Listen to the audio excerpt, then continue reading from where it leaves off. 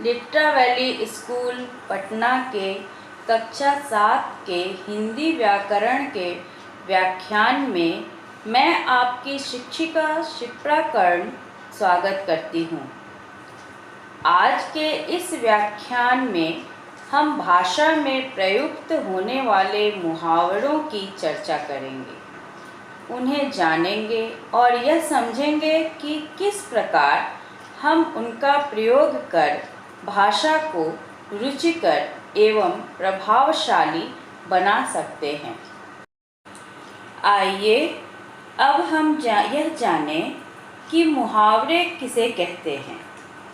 मुहावरे ऐसे वाक्यांश होते हैं जो अपने साधारण अर्थ में प्रयुक्त न होकर विशेष अर्थ में प्रयुक्त होते हैं।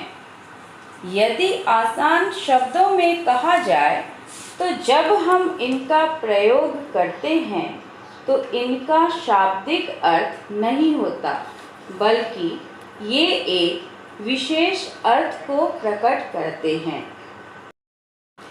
यदि हम यह देखें कि ये मुहावरे कैसे बने तो पाएंगे कि प्रायः अधिकांश मुहावरे किसी पूर्व में घटी घटना या कहानी पर आधारित होती है। ऐसी ही एक कहानी है लोमड़ी और अंगूर की। एक दिन एक भूखी लोमड़ी अंगूर के बगीचे में जा पहुंची। बेलों पर पके हुए अंगूरों के गुच्छे लटक रहे थे। यह देख लोमड़ी के मुंह में पानी आ गया। मुंह ऊपर की ओर तान कर उसने अंगूर पाने की कोशिश की, पर वह सफल न हो सकी। अंगूर काफ़ी ऊंचाई पर थे। उन्हें पाने के लिए लोमड़ी खूब उछली, फिर भी वह अंगूरों तक नहीं पहुंच सकी। जब तक वह पूरी तरह थक नहीं गई, उछलती रही। आखिरकार थक कर उसने उम्मीद छोड़ दी और वहाँ से चलती बनी। जाते जाते उसने कहा, ये अंगूर खट्टे हैं, ऐसे खट्टे अंगूर कौन खाए। तो इस कहानी में हमने देखा, जब लोमड़ी बारंबार प्रयास करने के बावजूद भी अंगूर न पा सकी तो वह कहती है कि ये अंगूर खट्टे हैं। यहाँ पर इस कहानी में अंगूर खट्टे हैं का शाब्दिक अर्थ का प्रयोग किया गया है और तभी से इस मुहावरे का भाषा में प्रयोग होता आ रहा है। ध्यान देने वाली बात है कि अंगूर खट्टे होना मुहावरे का अर्थ यह नहीं है कि अंगूरों का स्वाद खट्टा है, जो कि इसका शाब्दिक या कोशीय अर्थ है। यहाँ पर इस मुहावरे का सही अर्थ है कि प्राप्त न हो सकने वाली चीज। इसका एक और अर्थ यह भी है कि जब हम प्रयास करने के बावजूद असफल होते हैं, तब यह बहाना बनाते हैं कि वह चीज़ तो पहले ही करने योग्य नहीं थी, या उसमें खोट निकालते हैं, जिससे कि दूसरों के सामने अपनी असफलता को ढक सकें। मुहावरों के प्रयोग से भाषा में एक विशेष प्रभाव आ जाता है। मुहावरों में प्रयुक्त शब्दों के अर्थ कोश से भिन्न होते हैं। ये लाक्षणिक अर्थ होते हैं। अधिकांश मुहावरे क्रिया शब्दों ना से समाप्त होते हैं, जैसे दिखाना, करना, मारना, पढ़ना, झोंकना आदि। वाक्य में प्रयोग करते हुए सामान्य क्रिया की तरह उनमें भी कर्ता या कर्म के लिंग, वचन, पुरुष के कारण विकार आता है। क्रिया को संपन्न करने वाले यदि कर्ता का स्वरूप, वचन, लिंग आदि के कारण परिवर्तित होता है तो क्रिया का भी स्वरूप परिवर्तित होता है। उदाहरण स्वरूप, बेटे प्रायः अपने माता पिता के लिए अंधे की लकड़ी होते हैं। यहाँ बेटे बहुवचन है तो इसके अनुसार ही क्रिया होते हैं का प्रयोग हुआ है।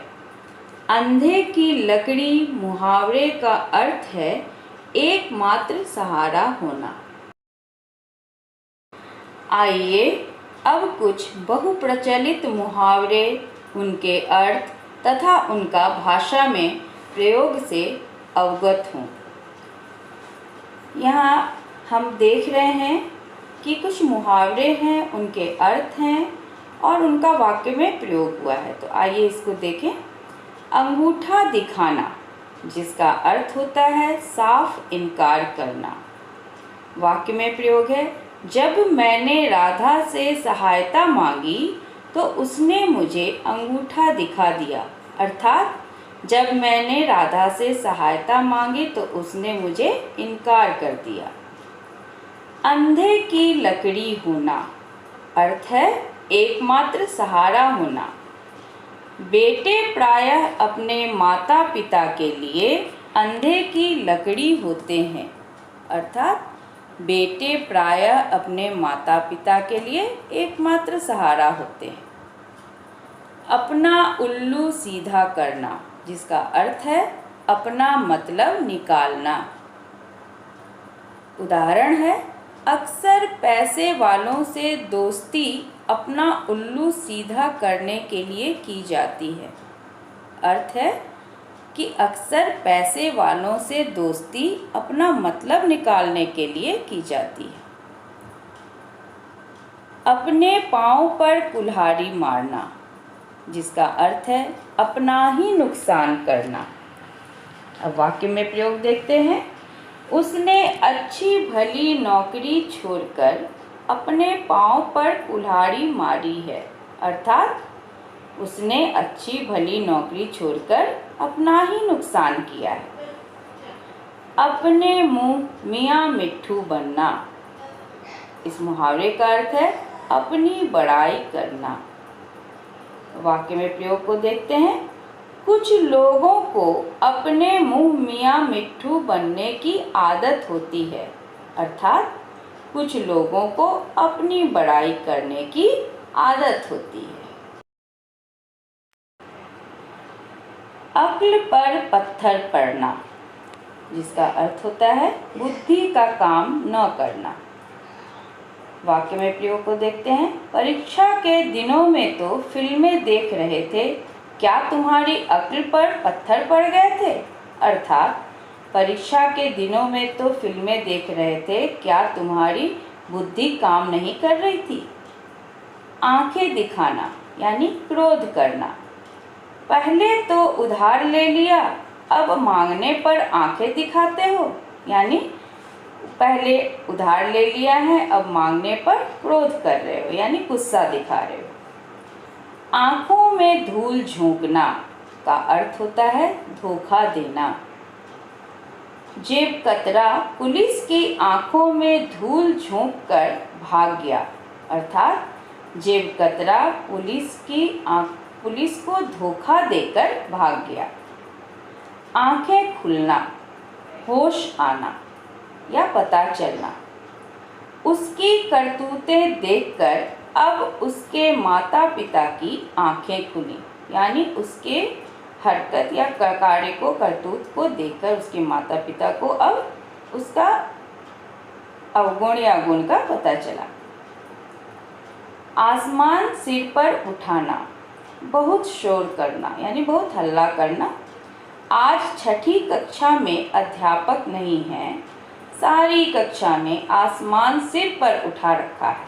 अर्थात आज छठी कक्षा में अध्यापक के न रहने से कक्षा के सभी छात्र या छात्राएं बहुत शोर कर रहे हैं। इसके अलावा और भी मुहावरों का भाषा में प्रयोग कर उसे रुचिकर एवं प्रभावशाली बनाया जा सकता है। इसलिए छात्रों को यह सुझाव देना चाहूँगी कि मुहावरे तथा उनके अर्थ से परिचित हों एवं उनका प्रयोग करें। मुहावरों का भाषा में प्रयोग करते समय इस बात का अवश्य ध्यान रखें कि उनका प्रयोग आवश्यकता अनुसार ही करें, आवश्यकता से अधिक मात्रा में न करें और उपयुक्त मुहावरे का ही प्रयोग करें।